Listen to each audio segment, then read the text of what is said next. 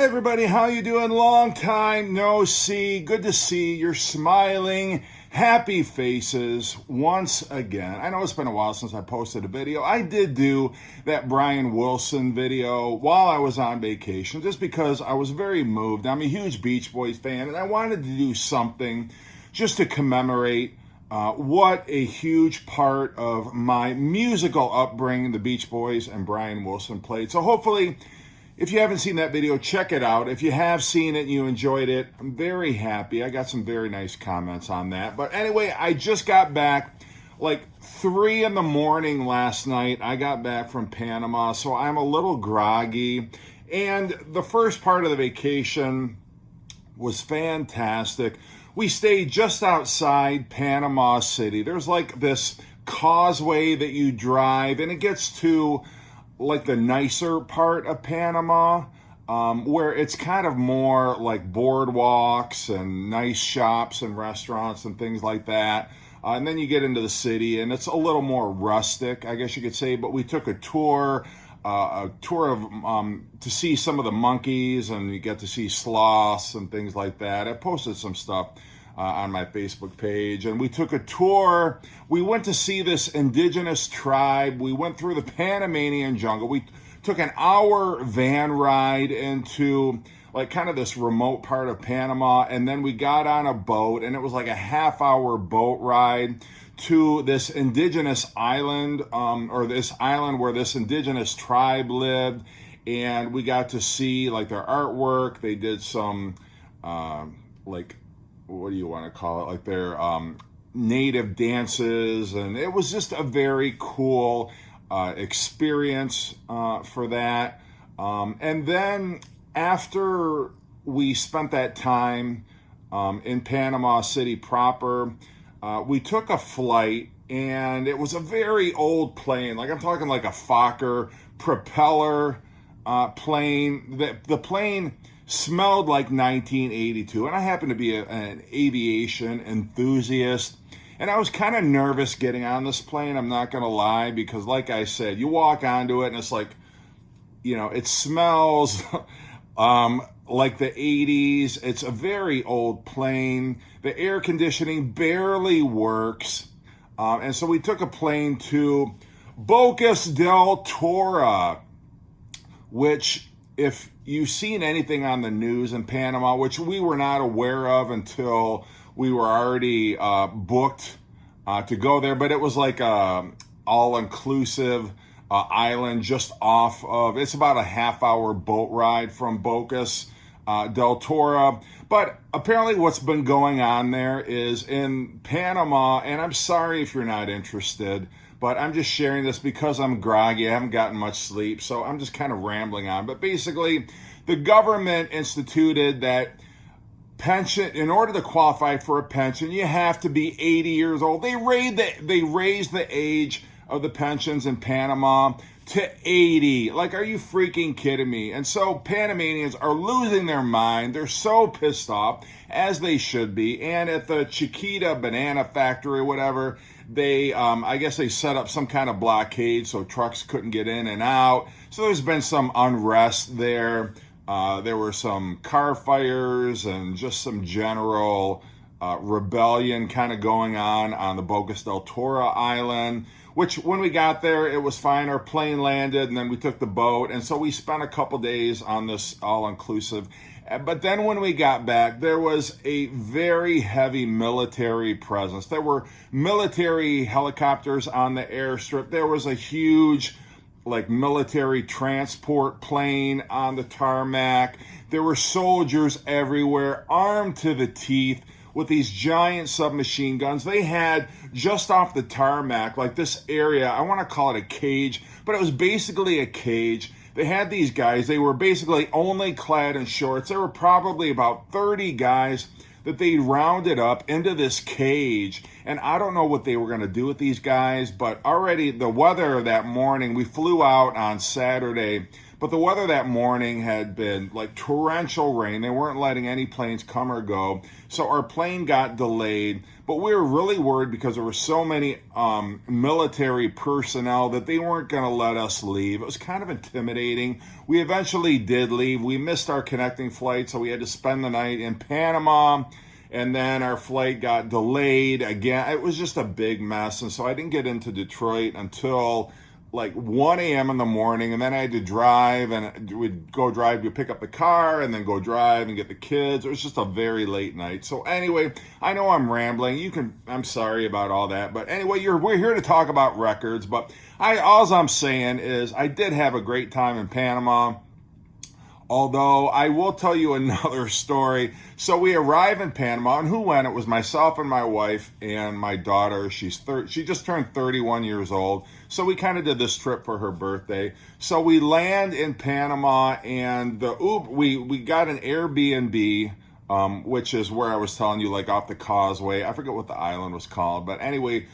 So we have this Airbnb, and the guy who owns the Airbnb, he sends like a driver to come pick us up from the airport. So we get in the car with this guy, and he's like, "You want to stop and pick up some groceries?" And we're like, "Yeah, absolutely." So we go into the grocery store, and we're shopping around. The guy parks. We go into the store. We're shopping around. Mind you, the only thing we took, my wife took her wallet. We left everything in the car because we didn't want to carry, and we're not carrying our luggage and all passports and all that stuff. We just needed the money to buy the groceries. So we're in the grocery store. We spent about a half hour. We're shopping. And then we've got a cart full of groceries. And we go into the parking lot. And this guy is nowhere to be found. Like, he is gone. Nowhere. We're circling the perimeter of this supermercado.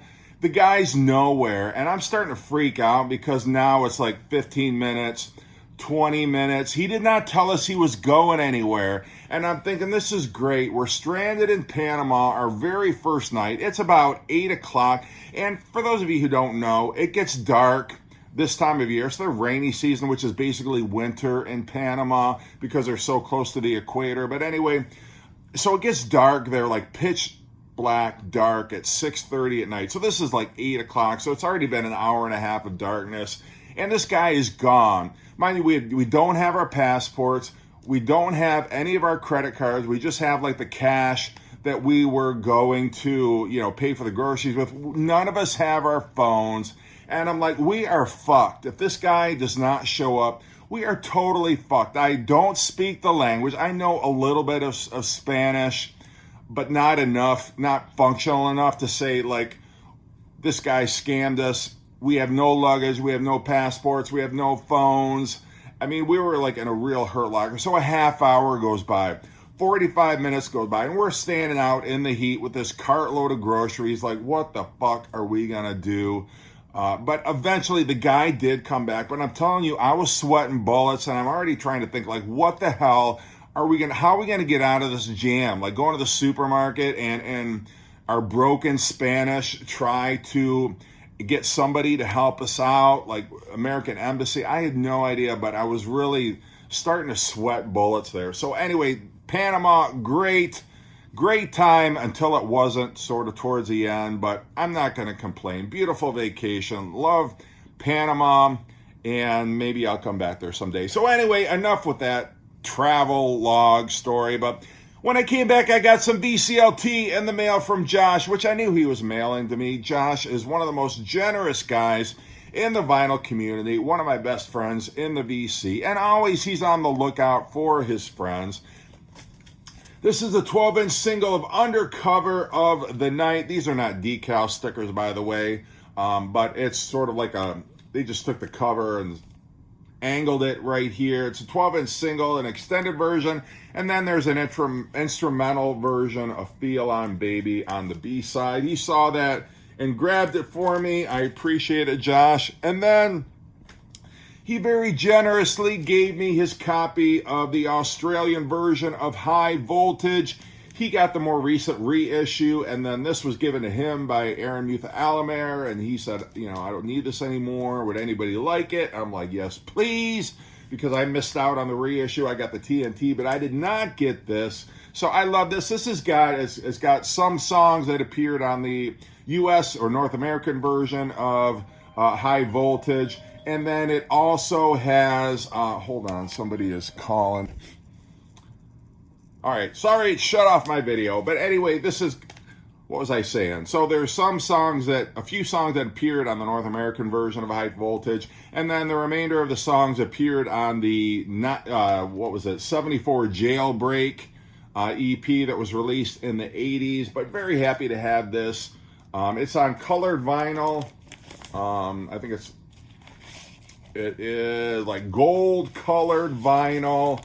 But thank you so much, JC. I do appreciate it. He's so generous with the VCLT, but I'm glad I got that. And then some other things here and there that I've been picking up. I did get the remastered, I don't think it's not Steven Wilson, but it is a Giles Martin. You know who Giles Martin is, but he did the remix for this. The artwork, I guess my only complaint with this is they kind of messed with like the original artwork. And I think maybe outside of the US, because I'm used to like the little NXS logo kind of right here. This is a little bit larger on the other copy I had. Of course, the back cover looks different. The gatefold is different. So I suppose it's okay. I mean, I would be kind of pissed if I got rid of my other version and then ordered this and then found out it wasn't like a replica of the original release. But I'm happy to have this. Sounds amazing. Sounds really great. I love it. Giles Martin treated this like he did some of the Beatles remixes. So you've got a remix of this might actually be my favorite NXS album now that I'm thinking about it. But it's got, This Time Is on here, Listen Like These, What You Need, some great songs. Like I say, I'm pretty sure this is my favorite NXS album. Happy to grab that. Anniversary, 40th anniversary, 40 years. 40 years that album's been out. Holy Christ. Okay. Next I picked up, this was browsing through the record store, and I think this was the only thing I got on that particular day. Like I've gotten to the point now where if I go into a record store, I don't feel anymore like I gotta pick something up just so it's worth my time.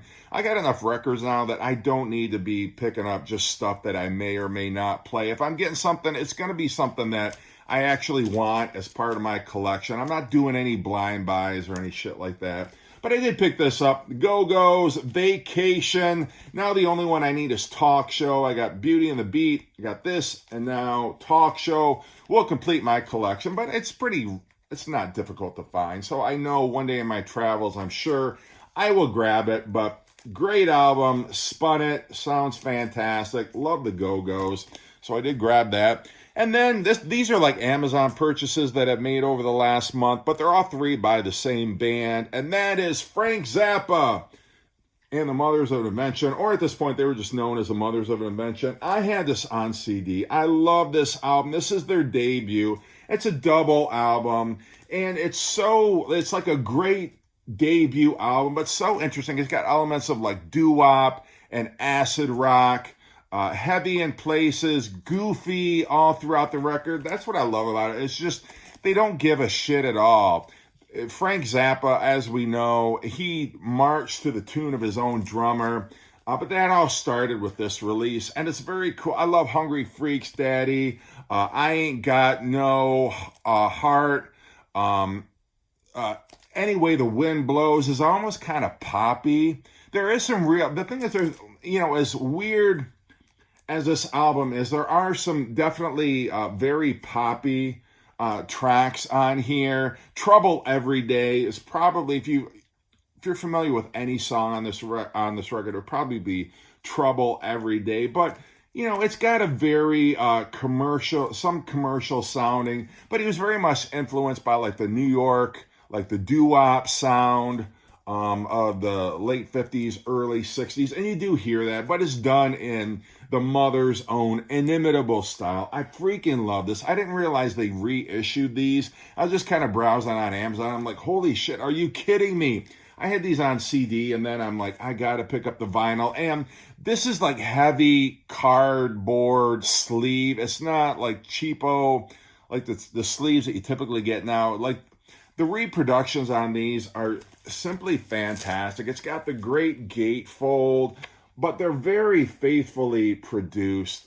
And I love just looking at the liner notes. Like, I identify with Frank Zappa's sense of humor. And it really, you know, some of like the goofier stuff that I do, you know, was really Frank Zappa inspired. Some of the stuff on here. And then I got their second album, absolutely free. Again, this one is a gatefold. Got some trippy artwork here. Upside down, here we go. Here's the gatefold on this one. Another double record. This one is even weirder and more bizarre than Freak Out was. It's kind of a difficult listen. Like, you really got to spend some time with this record. It's not one that's going to immediately grab you. And for some people, that's like, well, then it's probably not my cup of tea. But it really is rewarding. The more time you spend with it, the quirkiness of it really grows on you. And then their third album, We're Only In It For The Money, which, of course, the artwork on here is a parody of the Sgt. Pepper cover. You have all the lyrics here, even right down to, like, the gatefold. You know, they copied the gatefold from Sgt. Pepper. But when this was originally released, the record company, like, fucked it all up. And, like, this was the front cover, this was the back cover, and, like, this was the gate. It just, like, was really bizarre. I can't imagine how mad the band must have been. And I think probably they were worried about getting sued. And I know Frank Zappa approached Paul McCartney when they were putting this together, and he's like, hey, Paul, are you going to sue us if we put this out? And Paul was, like, very cagey about it, very like, I don't know. That's not up to me. That's up to EMI. That's up to the record company. So really didn't do Frank Zappa any solids with this. To my knowledge, they did not get sued. But, you know, it's sort of like the counterpoint to the Sgt. Pepper artwork. Instead of like the bright daytime sky, you've got like this dark foreboding background with the lightning here and all of their heroes kind of in the background. But it's very freaky, very much in the Mother style. And this is like a very choppy listen. Like, there's all the songs like segue into one another. There's snippets of dialogue. It's very, like I said before about Absolutely Free, it takes some time to get used to. And I remember the first time I heard this, I'm like, what the hell is this? I didn't know what I was listening to. It definitely caught me off guard. But it's funny. It is such a scathing indictment of the whole hippie, hate Ashbury kind of a thing. Like, he's really making fun of all the hippies and what phonies they are and what I mean, basically the idea behind this was that the Beatles were sellouts. They're only in it for the money by this point. They would put any kind of music out just to make a buck and seem hip. I mean, I'm just speaking for Frank Zappa. That's not the way that I feel. But anyway, that's how he felt. And it's really, really funny. Like, the satire on here is brilliant.